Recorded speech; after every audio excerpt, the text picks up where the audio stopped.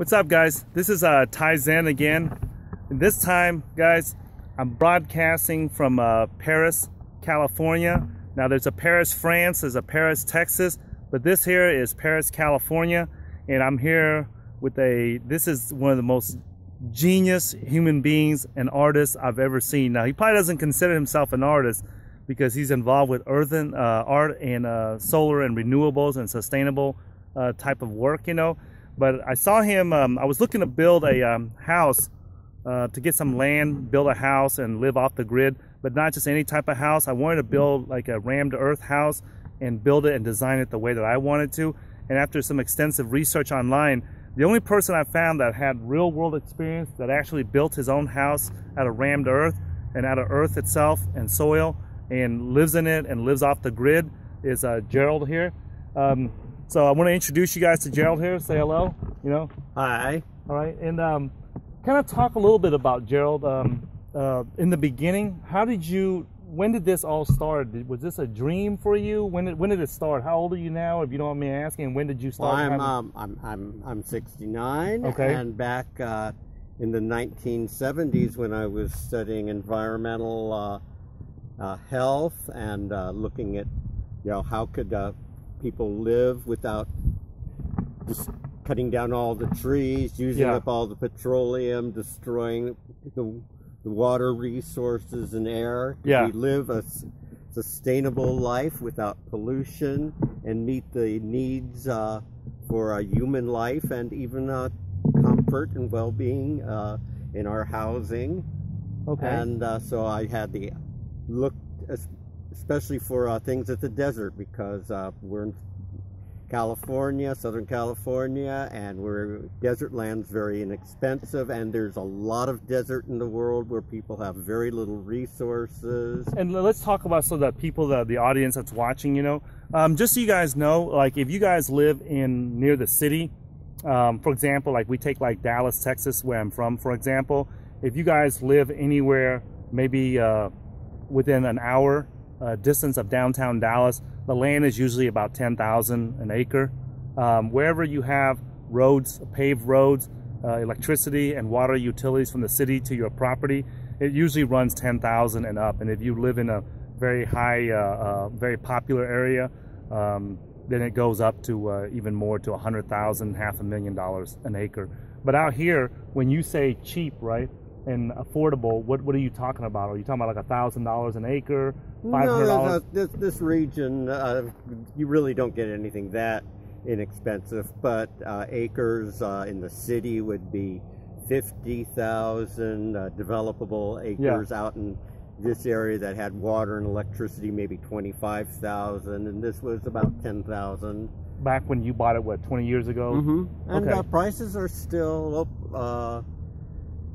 so much cheaper for land you can't just move right on, and if you can go without or actually enjoy not having the streets and the sidewalks and the storm drains that you have to pay extra taxes on. Yeah, and you didn't care about none of that. Right. And I looked at well, I figured desert solar energy is the way to go, and not only you guys can see all the solar panels behind me. In a separate section we'll talk about that in more detail. And then it was what materials and designs to use, and just earth alone, there's several ways of building. There's the traditional adobe, there's compressed earth bricks that you can build with, and can you summarize like each earth material that you can use? Like adobe, that's like taking the dirt off the ground here and mixing it with water and mud. It's a very high clay content. You make each brick, you let it dry, and then you stack and mortar them. So it's very labor and time intensive. Oh, we got an airplane coming by here. It's going to cut off your sound here. Okay. Oh, that's the skydivers plane. Oh, the skydive. They fly by often? Oh yes, the airport, and they'll loop around, and then people just jump out. Oh, okay. All right, you were saying that, what is adobe now? That's adobe are mud bricks. Okay, is that made of clay or? Yes, it's a very high clay content. You can't use something with a lot of sand in it. Okay. And That's very laborious, but you can do a lot of free-form things. And there's one where you sort of make sandbags. Yeah. And that's CalEarth is the organization that promotes that, and you end up with domes and arches, also very labor intensive and takes a lot of time, and then you have to plaster over it to smooth it out. Yeah. I chose rammed earth because you basically put up some forms, you take a variety, it will work with a variety of soil types. Okay. And you just get it damp, and then you pack it down either by hand tamping or with power tampers. Okay. And that I decided was strongest, fastest, easiest way to go. The most economical? Mm-hmm. Okay. And both time and materials. Okay. And then you were talking about, you mentioned about you had this dream for like 10 years, or was that 10 years ago, or? No, that, wait. That was back in the 1970s. Okay.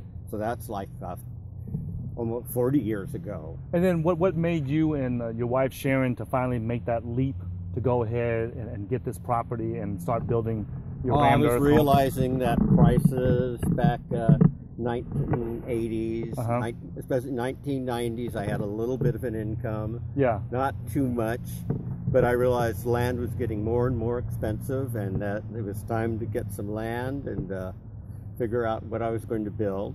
Okay. And so we got the land. I had some rough ideas I'd worked out, and then we met an architect, Ted Woods, okay, who was very familiar with sustainable design, and especially solar, how to use the sun instead of fight it. Like our bedroom faces the east, so in the morning we have the sunlight coming in. So we got the sun coming in from this direction right here, and it's coming from the west. And now we're on the south side, so it warms.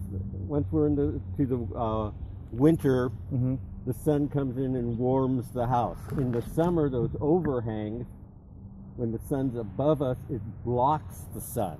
Yeah. So it's designed to be sun friendly. And the upstairs, that pop-up higher roof part, the great room acts like a chimney, so the heat rises and you can open the windows and it leaves. Okay. And then let me ask you this: how big is this house, this rammed earth house that you have? It's 1,800 square feet. Okay, I went through it. It actually seems pretty big inside. Because I guess there's no support columns or pillars in the middle of the house. The type of roof trusses we used allow for very wide spans, and the walls are extremely strong. Okay, so there's even though it's 1,800 square foot, because I have my house in Dallas is like 2,600 square foot, but it seems like your house just has just as much space in it.